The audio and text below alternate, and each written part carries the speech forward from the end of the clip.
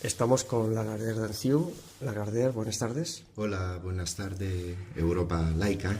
Muy bien, Un placer estar con vosotros. Lagardère, yo creo que es una persona muy conocida, sobre todo por el tema de las redes. Es un activista gitano que, defendiendo los derechos humanos y los derechos de los gitanos, está confrontado directamente con parte de la jerarquía católica y, en concreto, tiene pues un litigio que ahora nos contará con la parte de la Fundación Secretario Gitano. En resumen, ¿cuál es la situación de tu litigio o el litigio que ellos tienen contigo a este respecto? Bueno, digamos que yo como activista gitano y como profesor empecé desde la escuela pública detectar cómo estas organizaciones gitanas, ¿no?, son cortijo de los partidos políticos y subvencionadas con fondos públicos, pero que detrás eran pues como organizaciones que pertenecían a la Iglesia Católica, como en este. Y entonces la primera ONG donde me centré mucho, Unión Romaní, ya finalmente se la senté en el banquillo y pudimos demostrar que se ha llevado los fondos públicos esta ONG.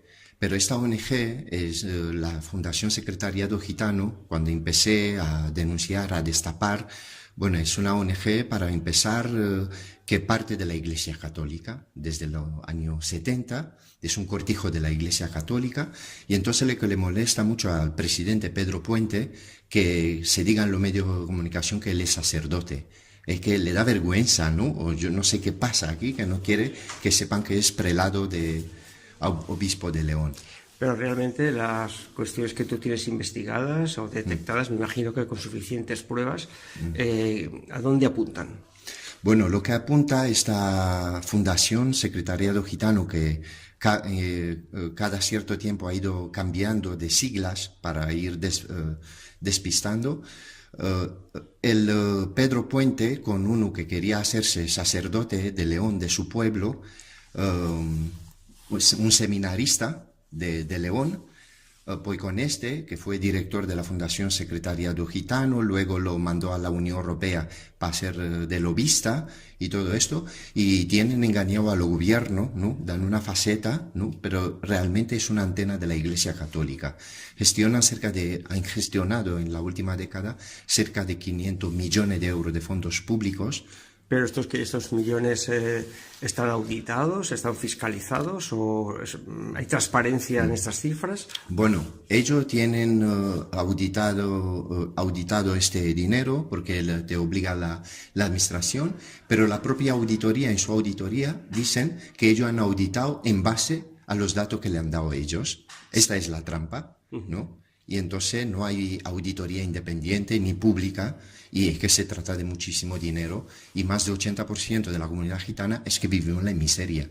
Ya, sí, esto es lo mismo que ocurre con las memorias anuales de la Conferencia Episcopal, que figuran auditadas por esta auditora internacional Pricewaterhouse, pero realmente que son lo que ellos le presentan, pues dicen que, en fin, que está bien escrito, que está bien presentado, pero que no se sabe lo que hay detrás.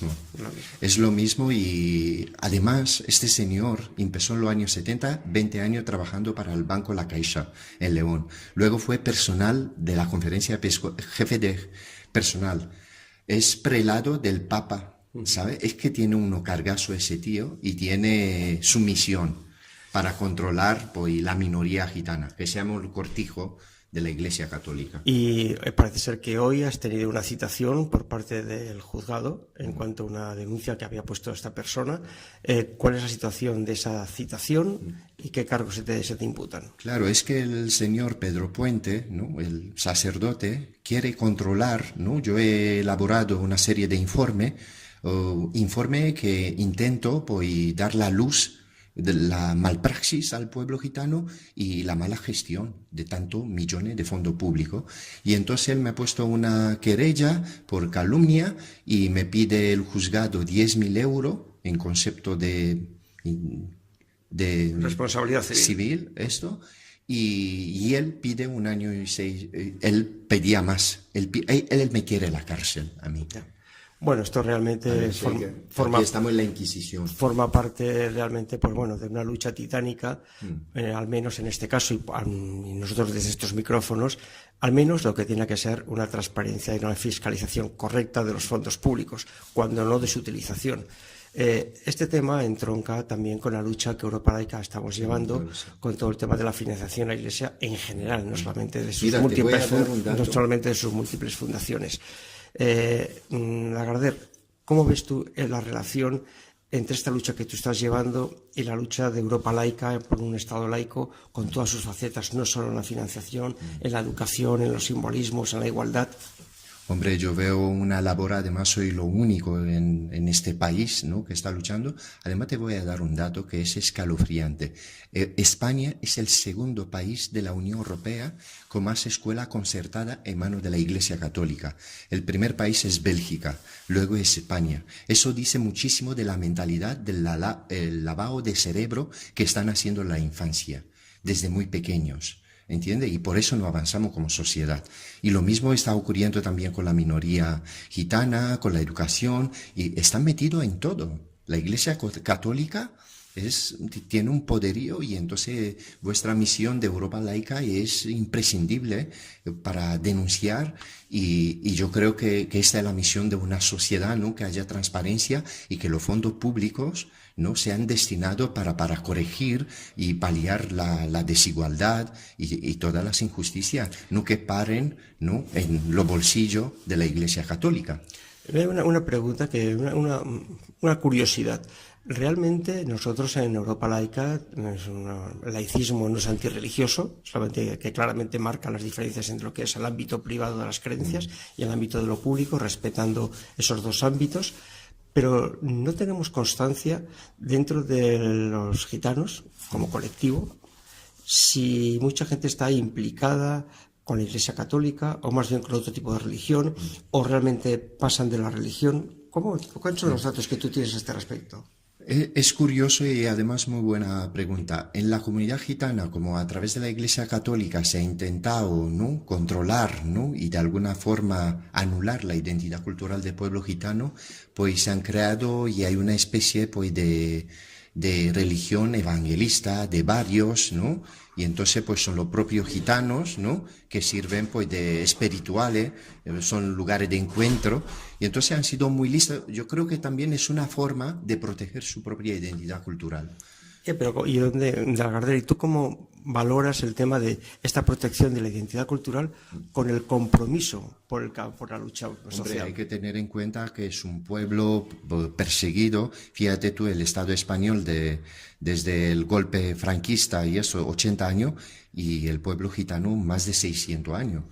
Y entonces hay que tener en cuenta también pues estas características, ¿no? Y por eso el pueblo pues está todavía pues que queda muchísima cosa, ¿no?, para avanzar. Y entonces yo creo que esos 600 años de persecución, de quitarle sus derechos, su identidad y esto, pues le han dejado atrás, ¿no?, en el fondo, ¿no?, digamos, de la clase, en la sociedad en general. Y entonces pues yo creo que esto influyó mucho. Bueno, pues para terminar esta entrevista, evidentemente la lucha del laicismo es un valor democrático transversal, recorre todas las facetas, la educación, la financiación, la simbología, la libertad de conciencia, y en esto pues hay puntos en común.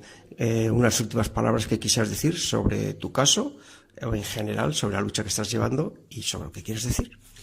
Pues esto, ¿no? Por último, pues quería daros la gracia. La verdad que siento muchísima impotencia. Esta gente ahora se aprovechan porque estoy en la calle sin recursos, porque la primera ONG la senté en los banquillos, tenía dinero y con mi dinero, porque yo lo que no soporto es que con el dinero público hagan la entidad religiosa lo que quieran, ¿sabe? Que si quieren religión, que se la paguen con su dinero, de su bolsillo, no del dinero de los contribuyentes, de la gente con su propio sudor.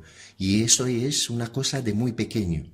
¿Por qué? Porque cuando era pequeño, cuando nosotros éramos unos críos hambrientos, no hemos ido porque la iglesia había unos árboles fruteros y el propio cura coge un palo y nos harta con el palo a los niños. Eso fue un punto de inflexión para mí. Éramos unos críos que nos subíamos en el árbol para coger unos frutales, nada más.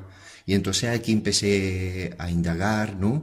Y yo me considero un ateo y un defensor sobre todo de la libertad de las personas y que se acabe con este robo de la Iglesia Católica, el Vaticano que montó el Mussolini, Franco, todo el fascismo. Eso es lo que es la Iglesia Católica, es fascismo. Bueno, pues Gardel, muchísimas gracias. Te deseamos suerte, que hay que trabajársela en tu lucha esta titánica, y en esa trinchera estamos mucha gente. Muchas gracias. A vosotros.